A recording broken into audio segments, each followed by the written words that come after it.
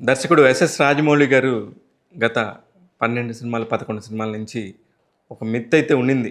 ఆయన చేసిన సినిమాల ద్వారా ఆయన సినిమాల్లో నటించిన హీరోలు తర్వాత కాలంలో నటించినప్పుడు, ఆ తర్వాత సినిమాలు హిట్ అవ్వవు అనేది ఆ మిత్.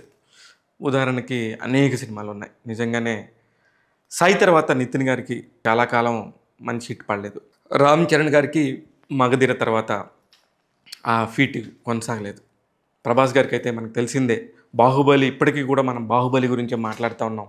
తర్వాత చేశారు, మంచి హిట్‌లొచ్చినియి, కలెక్షన్స్ వచ్చినాయి అనుకున్నా కూడా 'బాహుబలి' స్థాయి హిట్‌లనేది మళ్ళీ కనబడలేదు. అలాంటి దాన్ని ఎన్టీ రామారావు గారు బ్రేక్ చేశారు. ఏదేమైనా రికార్డుల కలెక్షన్స్‌తోనే మన తెలుగు సినిమా అంతా కూడా మాట్లాడుతుంటుంది కాబట్టి హిట్ టు ఫెయిల్యూర్ అనేది ఇది ఖచ్చితంగా హిట్ జోనర్‌లోకి వచ్చింది. రాజమౌళి గారు మీ మిత్‌ని జూనియర్ ఎన్టీఆర్ బ్రేక్ చేశారు.